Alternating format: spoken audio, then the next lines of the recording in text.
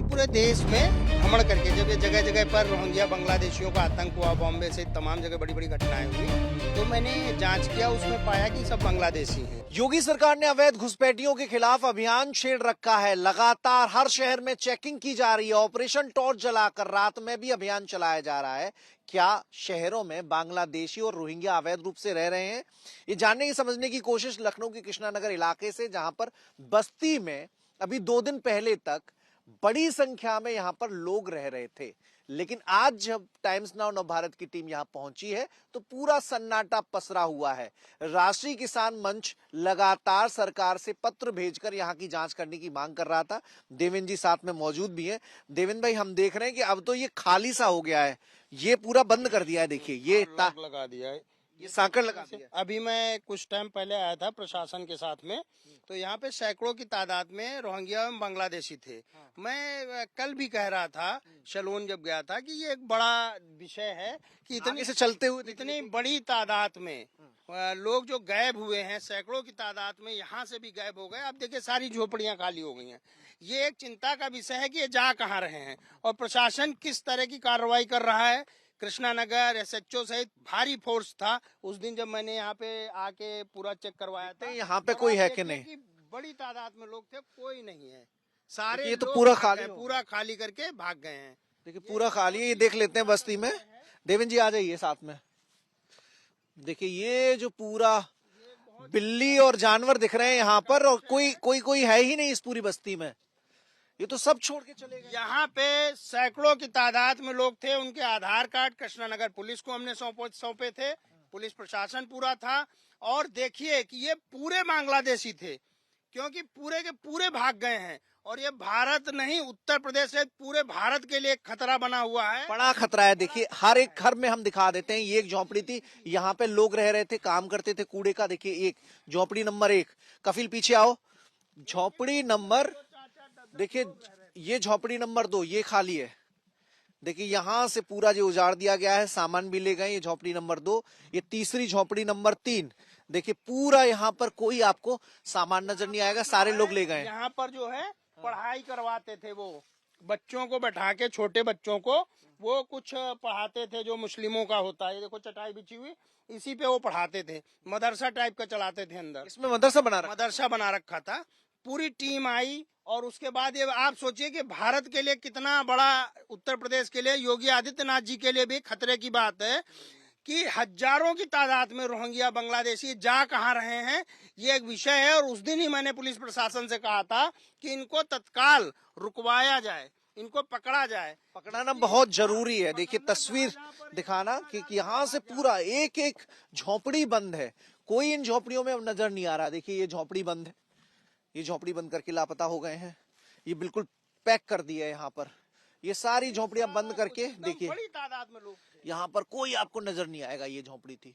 तो जो बांग्लादेशी रोहिंग्या की जांच चल रही है, उस कड़ी में कृष्णानगर के रेलवे ट्रैक के बगल में जो बस्ती है, जो झोपड़ी है, वहां पर भी जांच हुई थी। और जांच के बाद देखिए, जांच के बाद कोई यहाँ पर आपको नजर नहीं आएगा। पूरा सन्नाटा पसरा हुआ है। बोर्ड, जूते, चप्पल, कूड़ा ये पड़ा हुआ है। बाकी सब लोग लापता है। आखिर गए कहाँ? क्योंकि बांग्लादेशियों और रोहिंग्या की ही जांच की जा रही है। और अब यहाँ पर कोई एक सिंगल आदमी यहाँ पर मौजूद नहीं है। अभी 2 दिन पहले ही पुलिस की जांच हुई थी, उसके बाद पूरी बस्ती खाली कर दी गई है। सवाल ये है कि आखिर ये लोग गए कहाँ हैं? देवेंद्र जी, बड़ा चुनौती हो सकती है कानून व्यवस्था के लिए, सुरक्षा के लिए। तो ये मैंने पहले भी कहा और आज भी कह रहा हूँ कि ये उत्तर प्रदेश सहित पूरे भारत के लिए, आंतरिक सुरक्षा के लिए और सभी सुरक्षाओं के लिए बहुत घातक है कि ये कभी भी कहीं भी अटैक कर रहे हैं, किसी को मार रहे हैं, पीट रहे हैं। कई जरा विजुअल चल रहे हैं टीवी में, अन्य जगह से मेरे पास सोशल मीडिया के माध्यम से लोग आ रहे हैं कि ये लोग उग्र होकर कोई भी घटना कर रहे हैं। तो ये मुख्यमंत्री जी से कहना चाहूंगा कि जहां पर ये लोग मिल रहे हैं उनको कम से कम पकड़ा जाए, जब तक उनका डिटेन किया जाए। वेरिफिकेशन जब तक ना हो तब तक डिटेंशन सेंटर में रखा जाए। देखिए ये भी झोपड़ी बंद है, यहाँ पर भी कोई नहीं है, ये झोपड़ी खाली है। तो इसमें लगभग 8 से 9 झोपड़ी बनी हुई है, लेकिन उन झोपड़ी के भीतर 40 से 45 लोग हैं। 40 से 45 झोपड़ियां हैं सब। पूरी आसपास 40-45 पूरी नंबर है। और देखिए थोड़ा सा आगे और दिखा देते हैं। आप यहीं के हैं भैया? तो ये यहाँ पे तो सारे लोग चले गए। हाँ, हटा दिया गया। अब आए थे पहले यहाँ, हम तो थे नहीं। क्या नाम है आपका? राम रतन। राम रतन। अच्छा, आप कहाँ, जो आपकी झोपड़ी है क्या? नहीं, हमारे उधर अच्छा, आपका मकान है। न, ये मकान क्या? नहीं, झोपड़ी है। अच्छा, तो ये कौन लोग थे जो रहते थे? ये हम बताते तो हैं भाई, बांग्लादेशी हैं। बांग्लादेशी हैं। हाँ, उनकी भाषा समझ में नहीं आती थी। अच्छा, तो आपको आपने पुलिस को इन्फॉर्म नहीं किया? भैया अब अब हम खुद ही यहाँ रह रहे हैं तो हम किसको बताएं यहाँ। बाकी हम लोग यहाँ रह रहे हैं तो हम अपने ही लड़के बच्चे पाल रहे हैं, किसको कौन कहाँ का रहने वाला है कैसे, तो हम कैसे बताएं कहाँ का। अच्छा, इनकी भाषा समझ में नहीं आती थी, तो ये बांग्लादेश के रहने वाला बताते थे खुद को। अब यहाँ से जब गए हैं तो लोग बता रहे कि हैं, ये मतलब तो छोड़ के भाग गए, इन्हें तो रहना चाहिए था। नहीं, यहाँ से हटाए गए हैं ना ये। हाँ। यहाँ से इनको जो है, नहीं, जांच हुई थी, हटाया किसी को नहीं गया था। पुलिस ने जांच जरूर की थी। हम तो भैया काम पे थे। हाँ। अब यहाँ पता लगा जब शाम को आए कि मतलब बहुत लोग आए थे, तो उन्होंने कहा कि यहाँ से तुम लोग खाली करो जाओ, तो वो लोग चले गए। अच्छा, अब इसके बारे में बाकी तो हमको पता आप नहीं थे, लेकिन अब पुलिस ने सिर्फ जांच करने आए थे, पुलिस के कर्मी, और उन्होंने आधार और जो नागरिकता संबंधी दस्तावेज है वो सब की जांच चल रही है, तो इन्हें तो देने चाहिए थे और ये भाग गए सारे लोग। अब भैया इसके विषय में तो और ऐसा बांग्लादेशी और उस साइड है क्या आपकी तरफ? यही इतनी जहाँ मारी तुम रह रहे हो उस साइड भी तो कुछ लोग हैं। नहीं, हम इसी में रहते, पीछे नहीं, हमारे। पीछे रहते थे तो वहाँ पे कुछ और है? हाँ। लेकिन और लोग भी तो रह रहे हैं ना, कि चले गए सब? नहीं, उधर कोई नहीं है, उधर सिर्फ उन्नाव के ही रहने वाले टोटल है। उन्नाव के वो लोग हैं। और इधर देखिए, ये जो बस्ती है ये भी खाली है, यहाँ पर भी आपको कोई नजर नहीं आएगा।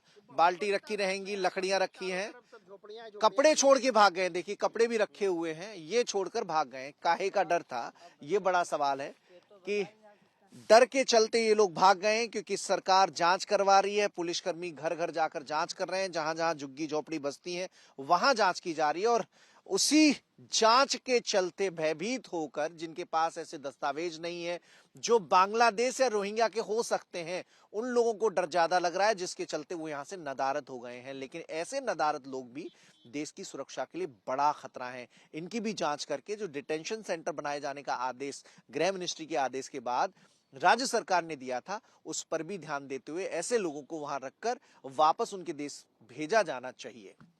कैमरामैन कफील अहमद के साथ मनीष यादव, टाइम्स नाउ भारत, लखनऊ।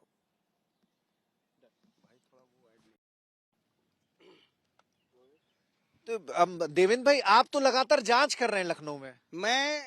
मैंने पूरे देश में भ्रमण करके, जब ये जगह जगह पर रोहिंग्या बांग्लादेशियों का आतंक हुआ, बॉम्बे से तमाम जगह बड़ी बड़ी घटनाएं हुई, तो मैंने जांच किया, उसमें पाया कि सब बांग्लादेशी हैं। तो मैंने लेक्स रीडर एक कंपनी है उससे संपर्क किया, जिसमें एडवोकेट कार्तिकेय सिंह जी मुझे मिले, और उन्होंने एक PIL दाखिल की माननीय उच्च न्यायालय में। उच्च न्यायालय की PIL का संज्ञान लिया माननीय न्यायालय ने, और भारत सरकार सहित पूरे देश में कहा कि रोहिंग्या और बांग्लादेशियों को चिन्हित करके तत्काल इनको डिटेंशन सेंटर में भेजा जाए, और सभी लोगों से जवाब मांगा गया। और जिसके क्रम में सर्वोच्च न्यायालय ने भी फिर आदेश किया कि ये देश के लिए बहुत घातक है, इनके लिए कारपेट नहीं बिछाई जा सकती है, रेड कारपेट, और इनको चिन्हित करके इनको तत्काल बाहर किया जाए, यानी डिटेंशन सेंटर में रखा जाए, चिन्हित किया जाए। उसके बाद ये पूरी तरह से कार्रवाई फिर मुख्यमंत्री जी ने, उत्तर प्रदेश के यशस्वी मुख्यमंत्री योगी आदित्य जी ने तत्काल संज्ञान लिया, और पूरे उत्तर प्रदेश को कहा, शासन प्रशासन को, कि इसमें मेरा सहयोग भी करें, और हम लोग उनका भी सहयोग कर रहे हैं कि जहां जहां ऐसे लोग बचे हुए हैं उनको चिन्हित करके बाहर किया जाए। आजकल उनका बड़ी तादाद में मुख्यमंत्री जी के आदेश पर जगह जगह छापेमारी हो रही है, लेकिन विषय एक महत्वपूर्ण है कि ये जा कहाँ रहे हैं, इन्हें कौन संरक्षण दे रहा है। उनके खिलाफ भी कठोर कार्रवाई होनी चाहिए, जो लोग इनको संरक्षण दे रहे हैं अभी भी, क्योंकि बड़ी तादाद में जहां जहां भी जाइए, यहाँ पे जो चारबाग में है, उसके बाद में बालू अड्डे पे हैं, जहां जहां पे लखनऊ में 20-25 जगह चिन्हित की गई थी, जहां हम लोगों ने भ्रमण किया था प्रशासन के साथ, वो सब गायब हो गए। और वो किसके संरक्षण में गायब हो रहे हैं, कहाँ जा रहे हैं, किसके यहाँ किराए पर रह रहे हैं, ये एक बड़ा विषय है। देश की आंतरिक सुरक्षा के लिए और उत्तर प्रदेश की सुरक्षा के लिए बहुत बड़ा एक मामला है।